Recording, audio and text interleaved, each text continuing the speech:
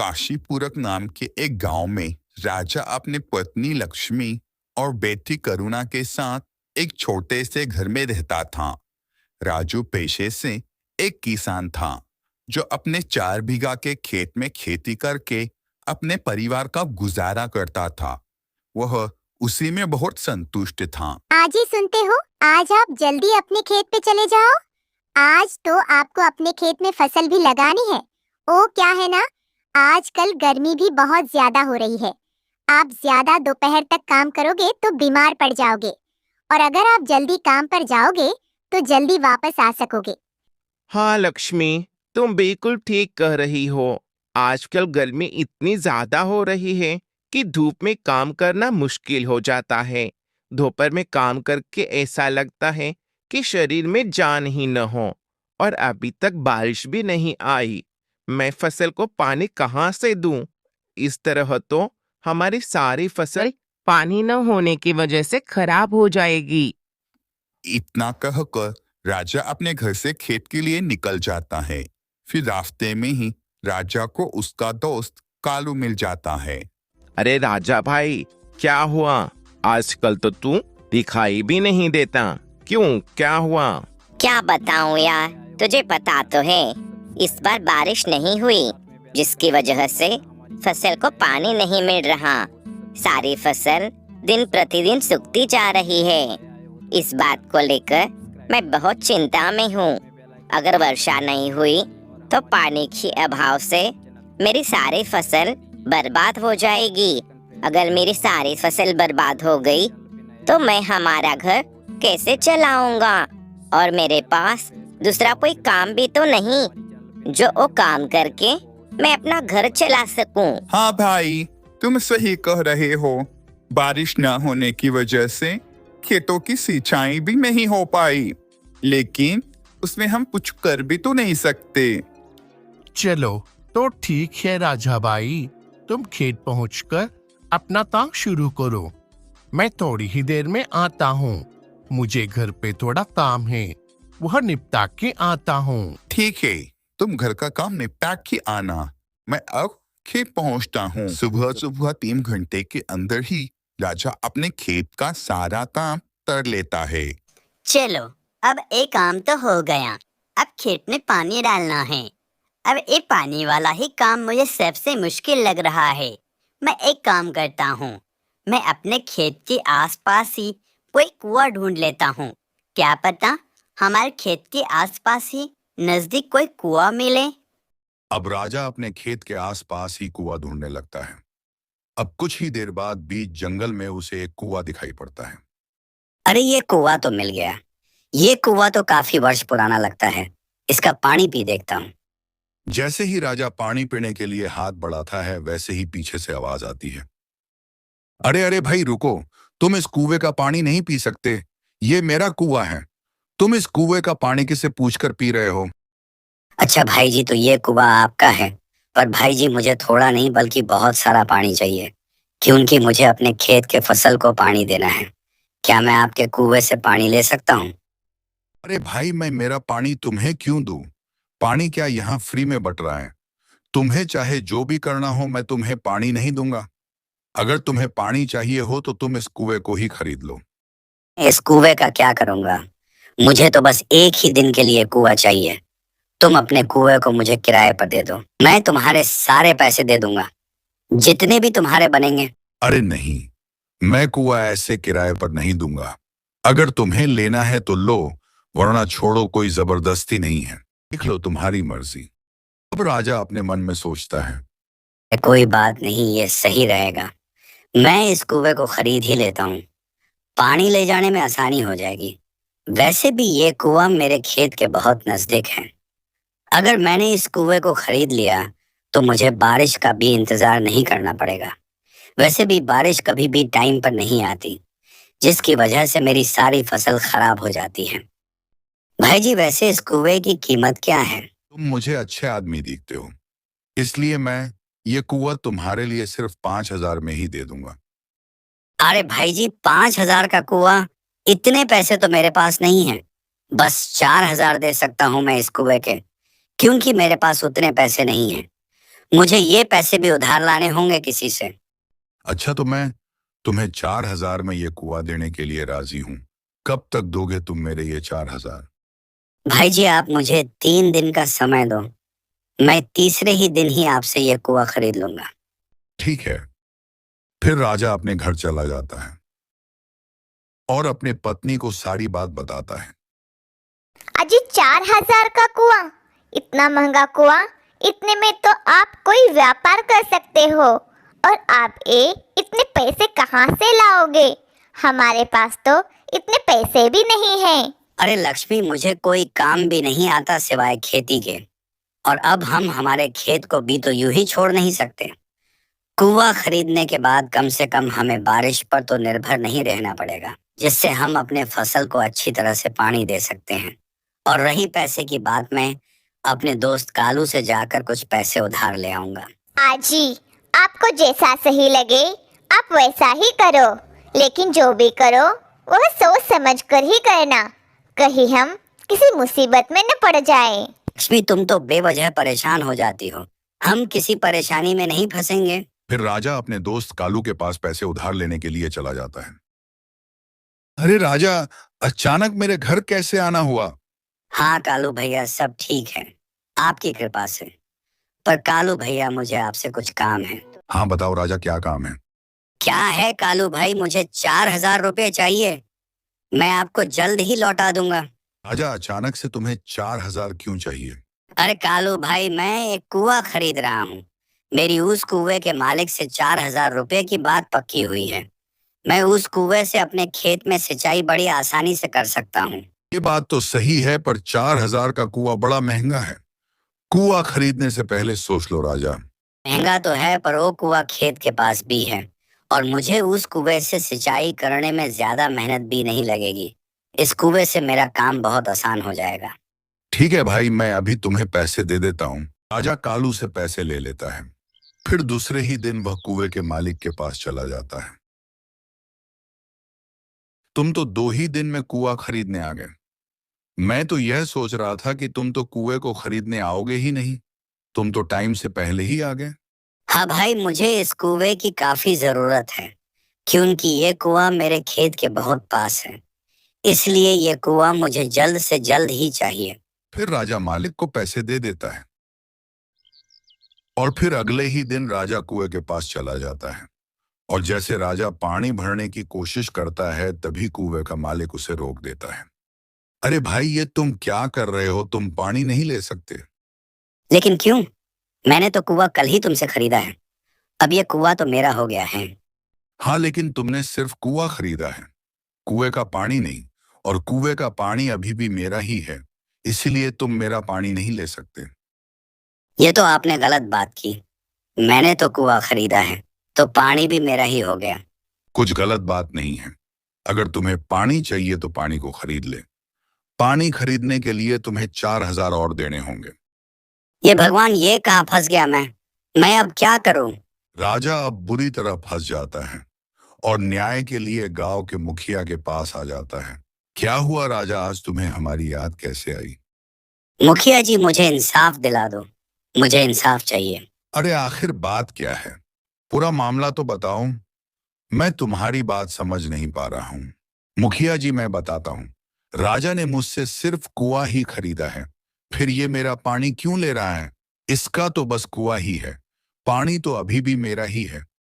सही है, तुमने तो कुआं ही खरीदा था, तो तुम पानी क्यों मांग रहे हो? पानी तो अभी भी भाई जी राघव का ही है।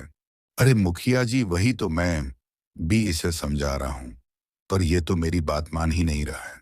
अरे राजा, तुम कब से ठगने लगे? तुमने सिर्फ कुआं खरीदा था, इसलिए तुम पानी इस्तेमाल नहीं कर सकते। राजा को कोई मदद नहीं मिलती और अब वह उदास होकर अपने दोस्त कालू के पास पहुंचता है और कालू को सारी बात बता देता है। यह बात तो बहुत गलत है। उस भाई जी ने तो तुम्हें ठग लिया है। भाई, अब मैं क्या करूं? अब तो बस तुम ही मेरी मदद कर सकते हो। ठीक, हम कल ही मुखिया के पास चले जाएंगे। तुम उदास मत हो, सब ठीक हो जाएगा। तुम चिंता मत कर। ऐसे लोगों को कैसे सबक सिखाया जाता है, मैं अच्छी तरह से जानता हूँ। अगले ही दिन राजा और कालू मुखिया के पास चले जाते हैं। मैंने अपना फैसला सुना दिया है। अब फिर से तुम यहाँ क्यों आए हो? अरे रुकिए मुखिया जी, मैं भी आपसे कुछ कहना चाहता हूँ। ठीक है, तुम भी अपनी बात रख सकते हो। भाई जी, तुम्हारा कहना का मतलब है कि राजा ने सिर्फ कुआं खरीदा है, उसका पानी नहीं। हाँ, यही बात है। तो तुम मुझे ये बताओ कि राजा के कुएं में तुम्हारा पानी क्या कर रहा है? अगर तुम्हें पानी चाहिए तो कुएं से निकाल लो और कुआं राजा को दे दो। इसमें राजा की तो कोई गलती नहीं है। सही कह रहे हो कालू, ये तो मैंने सोचा ही नहीं। मैंने राजा को बिना सोचे समझे गलत साबित कर दिया। हाँ भाई जी राघव, तुम एक काम करो, तुम जल्द ही जल्द राजा के कुएं से पानी निकाल लो। हाँ, मेरा कुआं मुझे दे दो और पानी तुम ही रख लो। भाई जी राघव को अपनी हार माननी पड़ती है और राजा को कुआं और कुएं का पानी दोनों देने पड़ते हैं। और अब राजा कुआं और कुएं का पानी लेकर बहुत खुश होता है।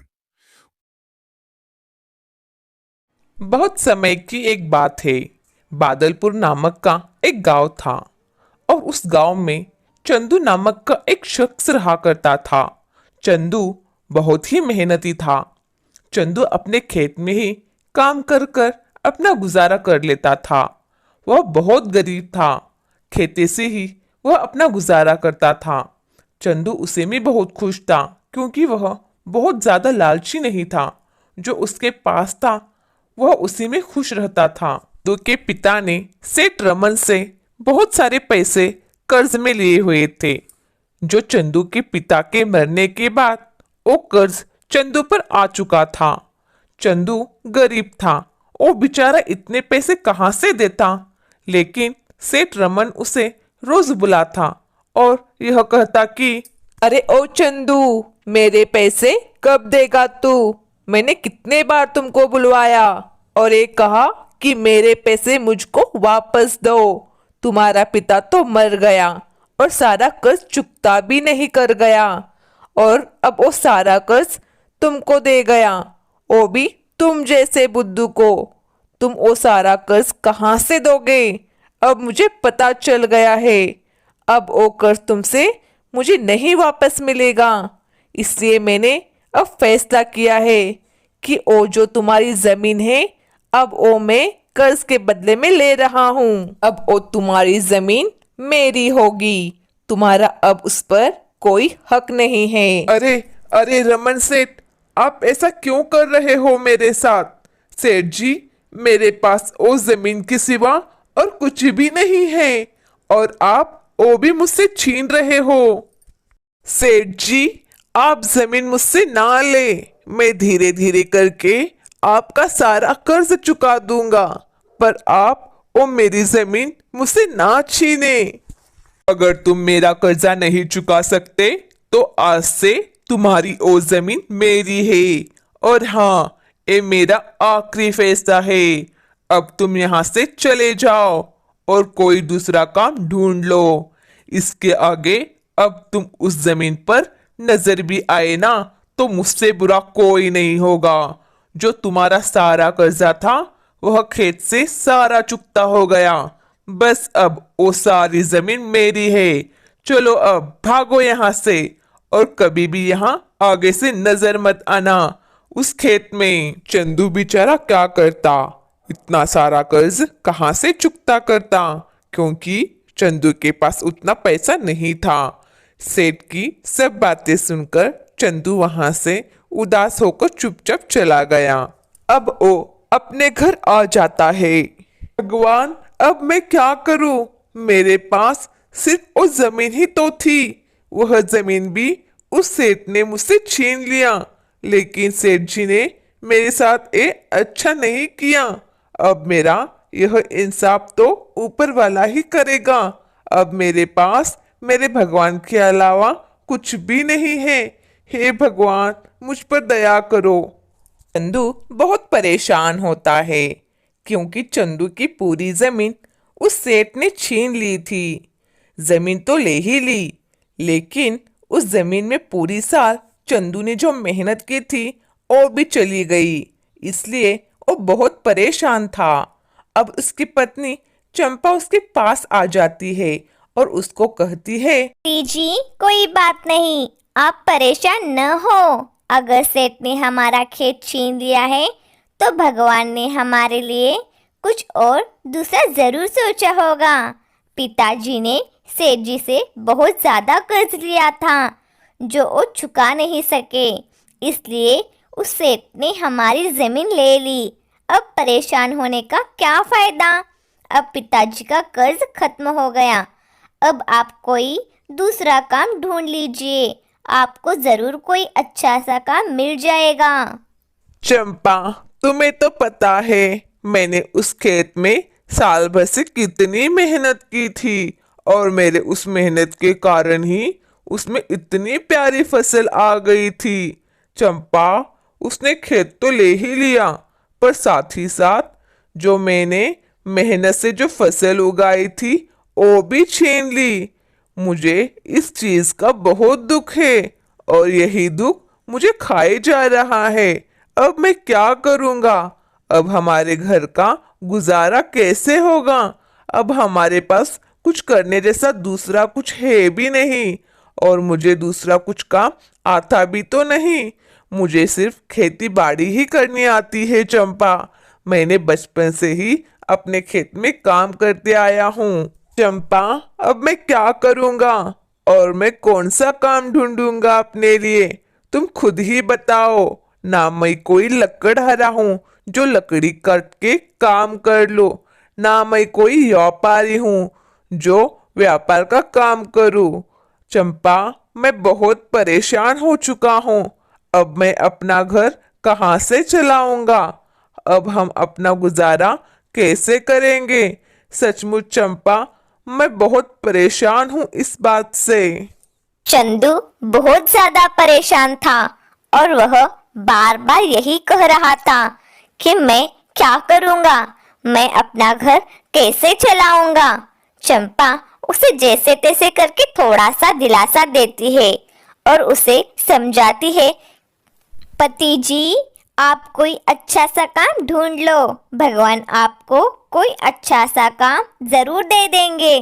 तो चंदू फिर अब दूसरे दिन निकल पड़ता है अपना नया काम ढूंढने के लिए। चंदू घर से निकल आता है और चलते चलते वह यह सोचता है कि मैं अब कौन सा काम करूंगा। फिर उसको अचानक से याद आता है कि उसका एक दोस्त है जो वह मछलियों को पकड़ता है और उन्हें बेचकर बहुत सारे पैसे कमाता है। अब वह यह सोचता है कि हाँ, याद आया, लक्ष्मण नदी में से मछली पकड़ता है। मैं उसके पास जाता हूँ, शायद उसके पास मेरे लिए कोई काम हो। हाँ, यह ठीक है। अगर मुझे मछली पकड़ने का काम नहीं भी आए तो लक्ष्मण मेरा पक्का दोस्त है, वह मुझे यह काम जरूर सिखा देगा। यह सोचकर चंदू लक्ष्मण के पास नदी की ओर चला जाता है। चंदू अब नदी के पास पहुंच जाता है और लक्ष्मण के पास आ जाता है और लक्ष्मण अपने दोस्त चंदू को देखकर एक कहता है कि अरे अरे चंदू भैया, कैसे हो आप? क्या बात है, आज तो आप हमसे मिलने नदी पर आ पहुंचे। चंदू भैया, मुझे बहुत खुशी हुई जो आप यहाँ मुझसे मिलने आए। तो चंदू भैया बताओ कैसे हो आप? और हाँ, हमारी भाभी तो ठीक है ना? लक्ष्मण भाई मेरा छोड़िए, आप बताओ आप कैसे हो? बस आज दिल किया कि आज मैं तुमसे मिल आऊं। और हाँ, तुम्हारी भाभी भी ठीक है। दरअसल लक्ष्मण भाई, कुछ काम से ही आया था मैं तुम्हारे पास। और हाँ, मुझे पता है कि वो काम तुम ही कर सकते हो और कोई कर नहीं सकता। इसीलिए मैं यहाँ आया हूँ कि मैं अपने दिल की बात जो भी है वो साफ साफ आपसे कर सकूँ, क्योंकि एक भाई ही तो होता है कि कोई मुसीबत या परेशानी हो तो उसमें साथ देता है। अरे चंदू भैया, सही कहते हो आप। एक भाई ही तो होता है जो परेशानी में अपने साथ होता है। लेकिन आप अपनी परेशानी तो बताओ मुझे कि तुम्हें क्या परेशानी है, फिर देखेंगे मैं उस परेशानी को हल कर सकता हूँ या नहीं। बोलो बोलो चंदू भैया, क्या परेशानी है? अब चंदू लक्ष्मण को सारी बातें बता देता है कि कैसे सेठ ने उसके बाप के कर्ज में उसका खेत छीन लिया और अब उसके पास कुछ भी नहीं है, और इसीलिए वो अब लक्ष्मण के पास आ गया है कि कोई काम कर सके। जब वो लक्ष्मण को सारी बात बता देता है तो लक्ष्मण उसे आगे से कहता है कि चंदू, तुम्हारे पिताजी तो बहुत अच्छे और नेक इंसान थे, भगवान उनको स्वर्ग में अच्छी जगह दे। लेकिन उनका जो कर्ज था वो सेठ ने तो किसी ना किसी तरीके से लेना ही था ना, तो उस सेठ ने तुम्हारा खेत नहीं छीन लेना चाहिए था। हालांकि ये उसने अच्छा नहीं किया, लेकिन जो भी है उसने तुम्हारा खेत तो छीन ही लिया ना। तुम्हारी ये सारी बातें सुनकर मुझे बहुत दुख हुआ, लेकिन मेरे पास भी यहाँ कोई काम नहीं है क्योंकि मछलियाँ ज़्यादा मिल नहीं रही है और मैं भी अपने घर का गुजारा बड़े मुश्किल से कर पाता हूँ, तो इसीलिए तुम्हारे लिए यहाँ कोई काम नहीं है मेरे पास और ना ही आगे से होगा, क्योंकि जो भी एक काम कर रहा है उनका गुजारा बहुत मुश्किल से हो रहा है। तो चंदू भाई, कृपा करके तुम कोई और काम ढूंढ लो क्योंकि यहाँ पर कोई काम नहीं है।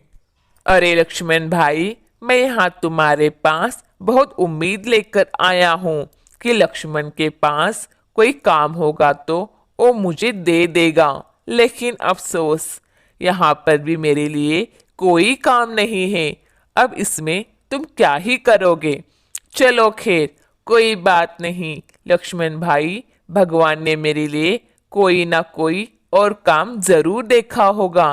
तो ठीक है लक्ष्मण भाई, अब मैं चलता हूँ, कोई और काम ढूंढ लेता हूँ क्योंकि मुझे अपना घर भी तो चलाना है और मुझे खेती के अलावा दूसरा कुछ काम आता भी तो नहीं।